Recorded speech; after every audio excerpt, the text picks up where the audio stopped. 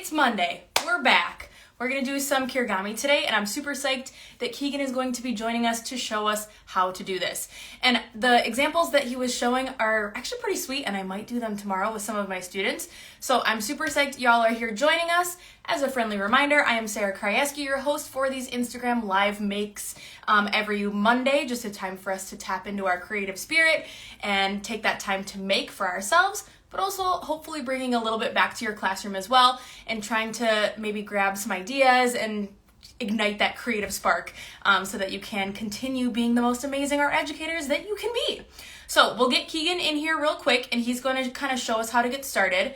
But also a friendly reminder for you, if y'all are creating with us today, feel free to tag us at The Art of Ed, and you can share with Keegan and myself so we can check out what you've been making. And those of you that join us, I will randomly pick one of your lovely faces to win our holographic sticker for me to send to you if you share in your story that you made with us. Just saying. So I'm going to get Keegan in here and we're going to get started.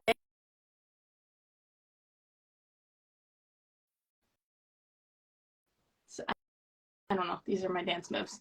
He'll be here in like 4 seconds. Keegan. Keegan. Yay!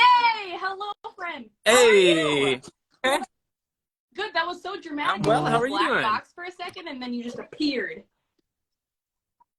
Yeah, this is my first time going live on the IG. We're proud of you for being here, and welcome. Keegan, can you just quick introduce yourself? Like, tell us where you teach, what you teach. Give us a little background quick before we dive right in. Yeah, for sure. My name is Keegan Lynch. I am the K-5 art teacher at Van Hise Elementary in Madison, Wisconsin. I'm also at Shorewood Elementary 1 day a week. I've been with the district here for 7 years, 6 years at this school. I love my students, love the little kids. I kind of envisioned myself being a high school teacher earlier in my life. But then I got kind of thrown into the world of elementary art. Did you teach in elementary? I'm curious. Yeah, for sure. I did a little bit of both. And I was kind of like vibing with the older kids. And then this was kind of the job that opened up. And it was a really good fit for me. Your school is lucky to have you. And I'm super psyched to be making some art with you today.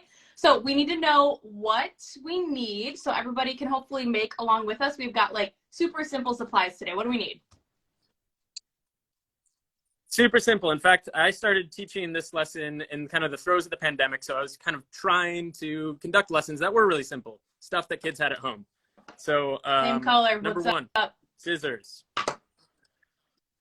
Go with the blue today. That sounds good. Number two, paper. I've got several different types of paper, but you can really work with whatever kind of paper you got. That's the beauty of Kirigami. I also have some tape. It's going to come in handy at one point, and I know we didn't include it in the list, but I've got a little bit of string.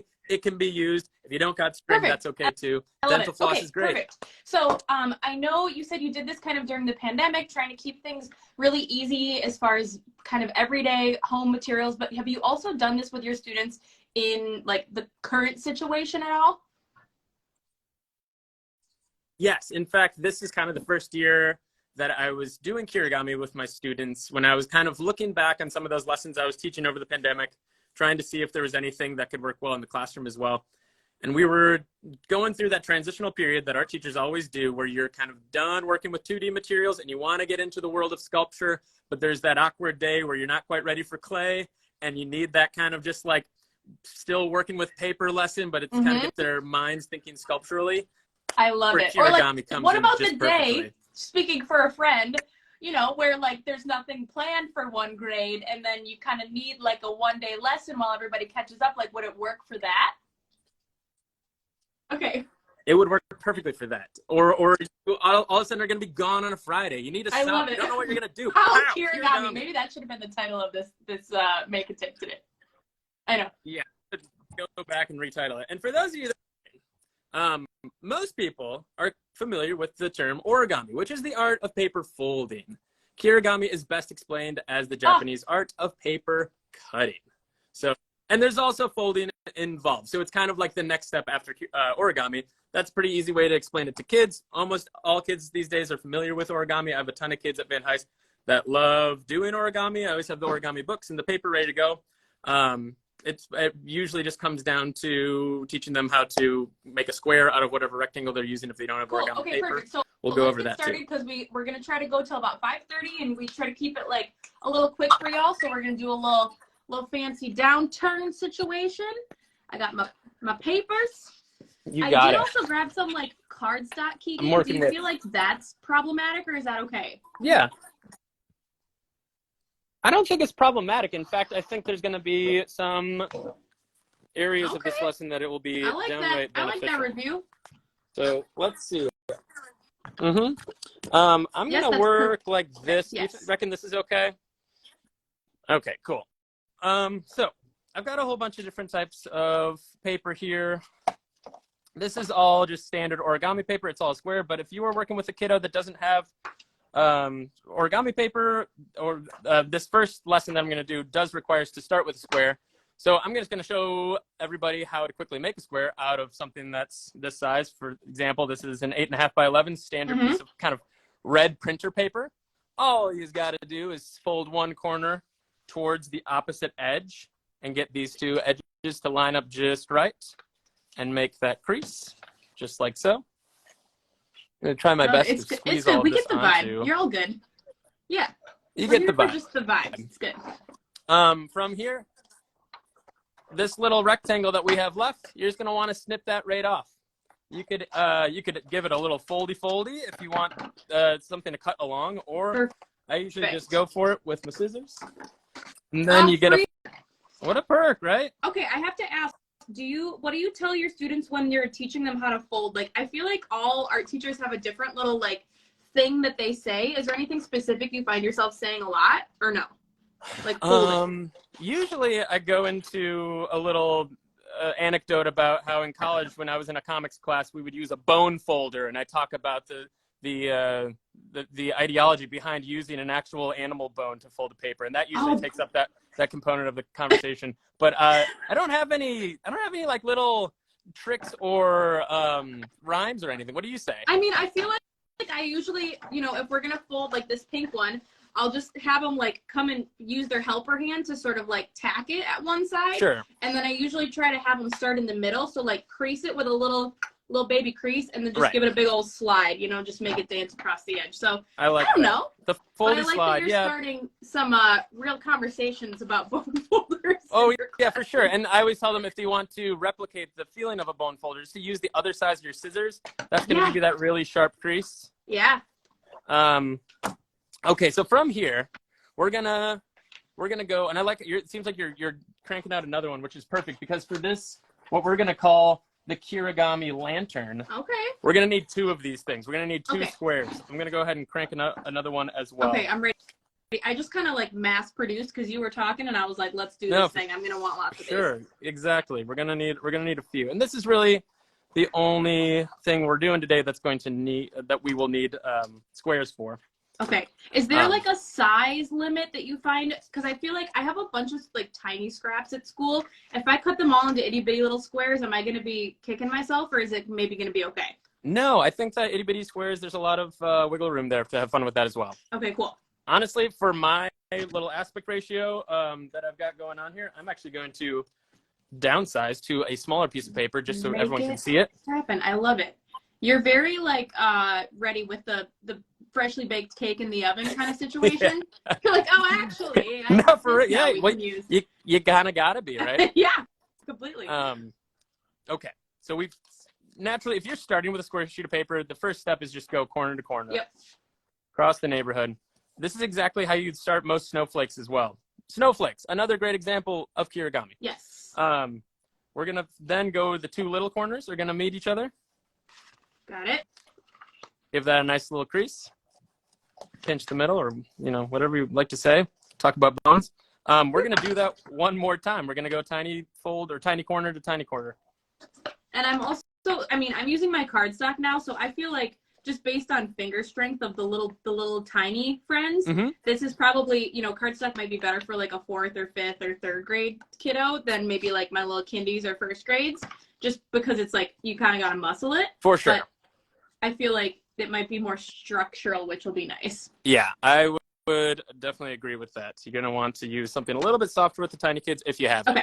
Okay, from here, we're going to, just for this first one, do you have something to write or draw with nearby? Yeah. Pencil or Always. a pen? You can just go right in and start cutting, but I like to draw lines, especially for beginners. So you notice we got something that almost feels like a little book. You can kind of see inside, there's a little envelope-y part. This little envelope-y part right here, we want to have that kind of at the bottom. Okay. And right next to that, on that right angle is what I'll call the spine, kind of the spine of my book. I'm going to draw some lines that are coming off of my spine, or at least just one line that runs along the very bottom of that little book that I just made. And I made a little diagram here for you, if you need to see it. Ooh, beautiful. I'm just going to draw a line and make a little T mark. Okay. That's going to be a cut line, and that T is where we stop cutting. I love it. How far apart should they be? Pencil width? Maybe even thinner. You could even go as thin as a chopstick. I'm gonna send one this direction, and then I'm gonna have another one coming from the opposite direction. Little T like that. Okay, that diagram is honestly super helpful. Like, I can definitely see what you're doing, but hello, that was great. Yeah, for sure. And honestly, because I was teaching it this year, I had so many kids coming up and be like, "Can you show me the T thing again?" Yep. Yeah. Good. So Great student impression. Yep. Yeah, and then they would still say, "Can you show me the T thing again?" And I'd say, "It's right there." It's right there. Look at the visual. Okay. All right. Got it. You good? All right. I'm gonna start. I'm gonna rev up my scissors. We're gonna start putting the Kirigami and start cutting. Beautiful. Somebody in the chat just said, I call those triangle folds diaper folds. Like, the kids seem to remember that. That's so ridiculous. And if it works, get it. Make it happen. Absolutely. I bet that definitely resonates with the 4Kers. Yeah. Mm-hmm. Okay, so we're chopping. We're chopping. And you know what? Every once in a while, I'm under pressure. I'm chopping. Kids ask me a question, and I chop my thing in half. And I think that's always a good learning experience for kids to see. Yes. Adults, grown-ups make mistakes too. Yeah. You got to watch. Can you still use your it? Fingers.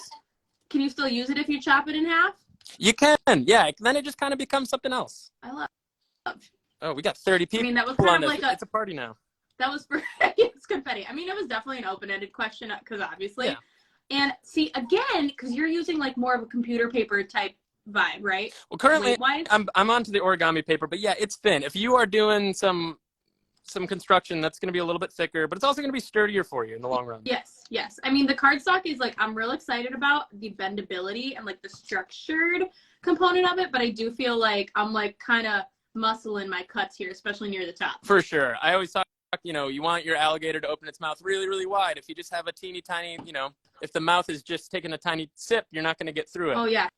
He needs to really like gobble that. Yeah, exactly. What do alligators eat? Birds? I don't know. Occasionally small children. Sure. Yeah, just instill fear in the children, obviously. So I should preface this. I always kind of start this lesson by asking kids what paper can do. And they always say paper can fold, paper can tear, paper can crumple. And I say something like, can paper stretch? And they go, not really. And can paper bounce? Definitely not. And then I say, well, today we're going to make the impossible possible with Kirigami, right? Yes. And that's kind of like that wonder hook. That's like the kid that's like, wants to see the magic trick. That's what today is all about. Absolutely. I love that. Hook them. Get them in there. Get them in there. So now we are going to delicately unfold. Whew, hold your breath. Keyword delicate, because we've got some teensy-weensy little spaces between those papers. And, I mean, this is where the tears start flowing if the kids go too fast. I mean, I might cry soon, too, honestly. This is going to be, you guys, it's a Monday, so, like, the tears are just right at the helm. Yeah, that's right, exactly. No, we good. Okay. Oh, okay. Yep. So we're trying to go all the way. Yep, all the way. We're opening it back up to where we started. I'm like, because it's, okay, everything's fine, everybody. Everything's fine. Sweet.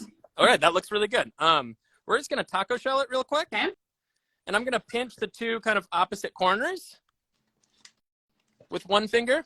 Yep. One hand. And then with the other hand, I'm going to pinch the very center where all those little folds meet. And I'm just going to give it a teeny tiny little stretch. And you can already see this paper starting to become something else, Yeah. And it's doing something that paper doesn't normally do. We've got like this kind of like jellyfish movement thing happening. Ooh. Right? And, Yes. you know, usually kids are already excited about this. Usually I find a kid with a tiny head and I'll slip this right on top of their head and be like, look at that. It's a nice hat. Okay, so you ready for part 2? Yes, That obviously. was kind of part 1. Bring it on. I feel like these are also like, you know, at the grocery store when you get like apples or fruit in those little nets. Yes. Right? Yes, it's exactly that. That's Kirigami. I love it. All right, we're going to do this, the whole thing again. Okay, beautiful. Because we're going to attach these two. This time we're going to pick up the pace just a little bit. Okay, so you're saying we're racing is what you're saying? We could race. We could race if you want to, but you know, I'm just going to take my time because it's not about how fast you go. Okay, here's my question though. Do the papers need to be the same size? Yes, that would be helpful. Okay. Great question. Okay, because I think my little yellow paper is a little bit babyier, so I need to be a little mindful now because I'm getting crazy with it. You could, or whatever you end up cranking out might be something really, really cool and unique. I don't know. You know what? I'm gonna try to follow this. I'm gonna try to be that kid that doesn't go too off directions initially. Right. Okay, we so all that kid. The 4, and then do I have to do this one more time, or do I draw on this guy? How many times did you fold it? It's 3 folds total. It is. So it's 1, 2, 3. Okay. And you know what? If you are feeling brave and strong, you can absolutely go ahead and cut. You don't have to draw those lines. Okay. I mean, a lot of kids opt for those lines, but some kids, they like to feel the confidence of just knowing where to cut and how to cut it. For sure. Okay, I get that. And I feel like, you know, they probably, I'm guessing, do the lines need to be the same amount for each since there's 2 pieces? That actually doesn't necessarily matter. Okay. You just want to make sure that you're cutting kind of along with this diagram, because if you cut, let's say, from like the edge that's not the spine, you're going to get something that looks cool, but it's going to be something that doesn't stretch. Okay, got it. So you kind of need to like keep that little book, that little spine in mind. Yes. When doing it, and then just do that back and forth zigzag. Okay, I like it. Exactly. Just like you know, sitting at your desk and lumbar support and all of that. You got to keep the spine in mind. I love it. That's helpful. Mm-hmm. Okay. Okay. So, yeah.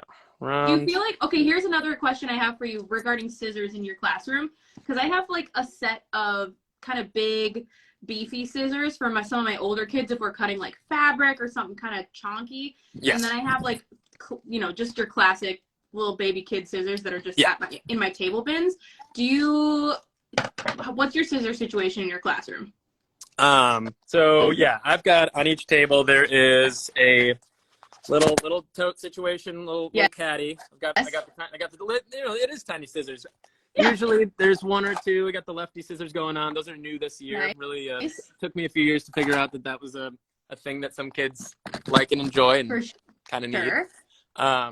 Yeah, there's the kids that benefit from a bigger scissor because these teeny tiny scissors, they do have a hard time chomping through big paper. And honestly, whatever you're using, that'd be tough. That's another reason why I don't really do this kind of thing with the really little kids. Yeah. You can, but you're just going to have more kids being a little more frustrated because their hand strength and motor skills just aren't quite here yet. Yep, absolutely. I mean, cutting like a whole bunch of paper at one time you're always going to get some muscle strength, endurance that needs to be built up. So that's where we do it in the art room a lot. Exactly. That's where we do it. But you know what? Even with those teeny tiny kids, I always do snowflakes each year. And for the kids that are feeling real big and brave, I show them this little diagram. I'm like, yo, try this out. And there's, every year there's a kid that can just pull it off. I love it. All right. I'm ready. Do you have number 2 created? Yes. Sweet. Okay. Now we're going to get a little bit of tape involved. I'm going to place number 2 on top of number 1, just directly on top. We're all nice and flat. Okay. This is why they needed to be the same size, I'm guessing. Yeah, for sure.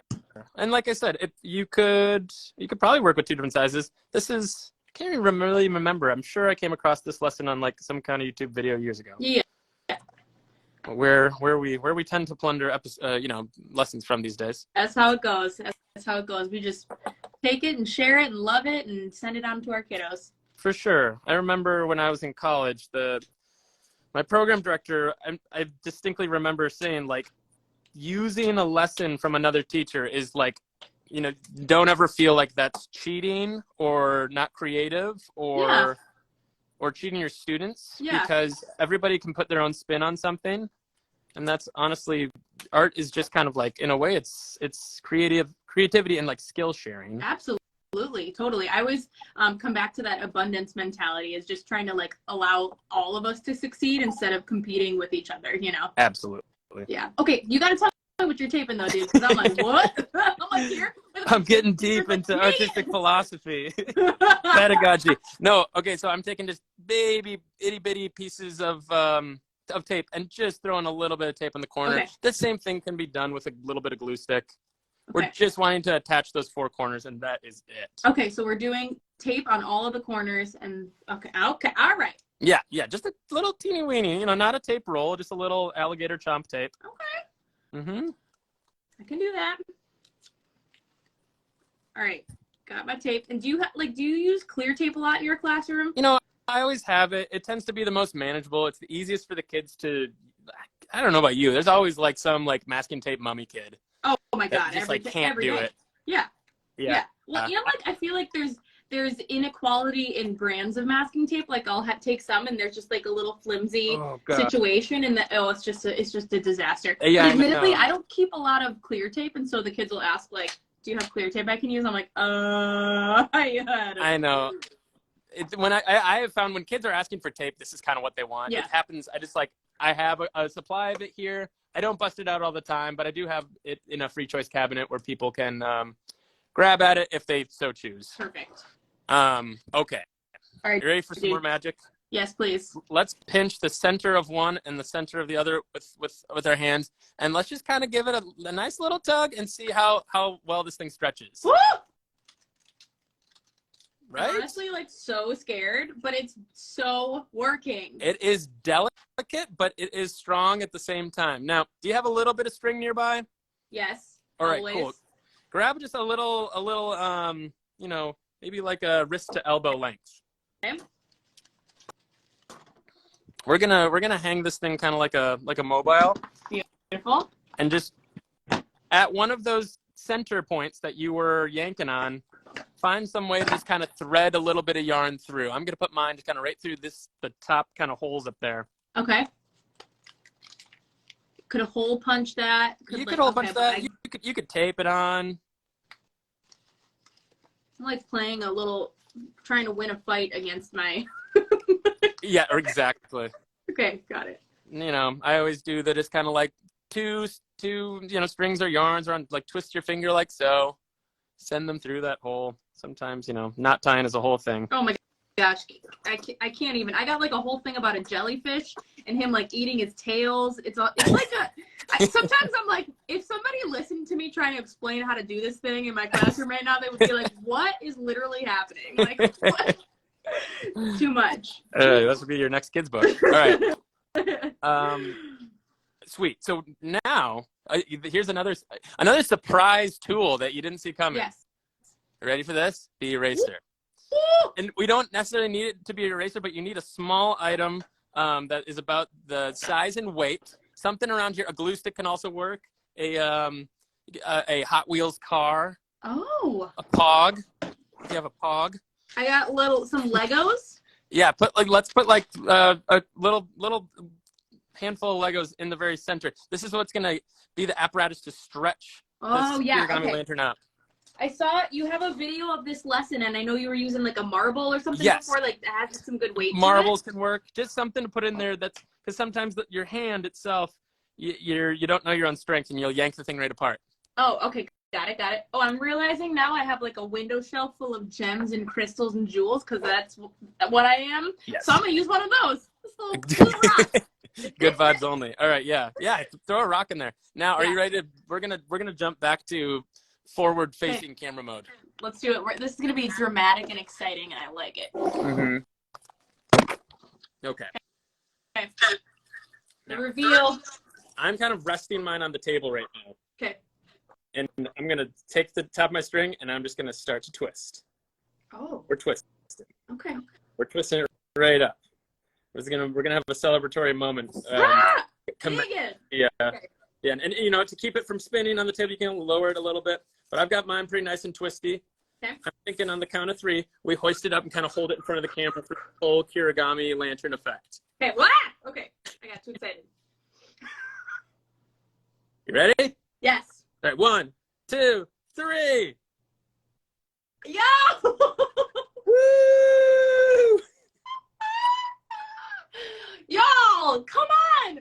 It bounces. This And now that it's been stretched out a little bit, you can take your chakra marble out of there. Right. I mean, if you insist, if I must take my gem out of there, yes. Exactly. So now we have something, you know, at this point in the lesson, kids are really excited, and then they're like, that's awesome. What is it? You're like, I don't know. And then you get to, you know, I had one of those little tea light battery candles, and I put that in here. That's why we were calling it a lantern. Yeah. It's a mobile. It's also something it's, you know, it can just be to look at. And I talk about, where can this go? Can you put it outside? And the kids say, yeah. And then we talk about like ephemerality and like how long something can stick around if it's made out of paper. Yeah. I also feel like, I'm trying to think, is there something you could make it out of that would maybe even last a little longer? Like, Sure. could you use, like, you know how people use like those plastic sheets? You could do, Yes. I'm obsessed. You Yes. could do plastic. You could do, I mean, right? You absolutely could. In fact, I've got some kids excited about this year. I found this cool video where it was kind of like engineers were using Kirigami in factories to delicately pick up food and other berries, because it's hard to train a machine to gently pick something up. Yeah. So this incredible video of this tiny little Kirigami sculpture-y little papery thing, but I think it's made out of like some kind of plastic, and it flexes and it picks up a raspberry with like the perfect amount of pinch. I love this, and I would love to know more about how raspberries work. How to pick up a raspberry. You don't want to be breaking the thing that you're it's automated. And there's the kind of STEAM sciencey kids, challenge kids that are like, I want a challenge, give me something. Yeah. So like for day 2 of Kirigami, because they wanted another day of it, I was like, sweet, like make something that can like pick up an eraser, pick up a glue stick. Oh. And I thought for sure the glue stick was gonna be too heavy, but some girl did it. Yes, bring it on. Bring on the challenge. And I'm also picturing like just a whole tube of these. Yeah. Like connect ours together and make like an entire class tube of them. Yeah. Right? Yeah. Exactly. So Something. this is kind of like a jumping point for more forms and creativity. I'll show you a couple more that I've made in the past, like Yes. common Kirigami Ooh. form where you fold a paper Yep. in half, cut a bunch of little slots, reverse the folds on every other one. I had kids making these and putting them up their arm. I had a kid that like turned one of them into like Wolverine claws. They were making miniature ones for their fingers. Yes. That we called this one the Kirigami banana, because it has this great little like bend to it. Ooh, yes. So that's just triangle fold and then cut from this in the same way as the last one. Exactly. And like, you know, often like there's a really common kind of like lantern project that you can make like this, but then like, you know, it's just it all of a sudden you have these like fidgety paper toys that are so easy to make that lots of like parents reaching out and being like, my kid's making a ton of these. You're like, I'm Don't not ever- sorry. Yeah. I'm so sorry, but how amazing that they're creating outside of that. Like, that was my tax return paper.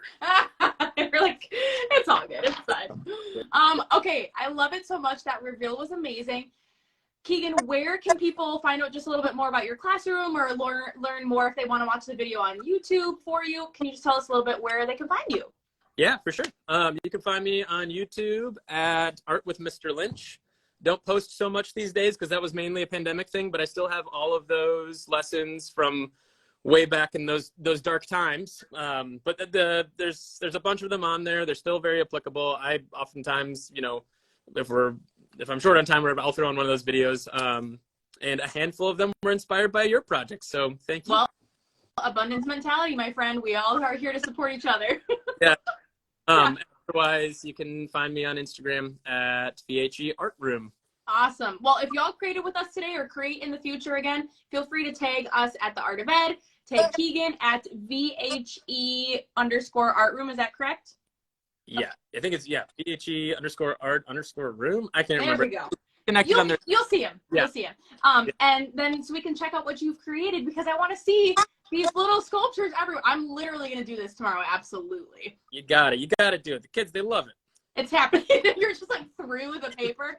All right, Keegan, this was so fun. Thank you so much. Y'all, this is going to be saved after the chat too. So if you want to watch it again later or send it to somebody else, feel free. Otherwise, we will see y'all next Monday. Keegan, have a great week. Yeah, you too, Sarah. Thank you so much. All right, bye, friends. Later.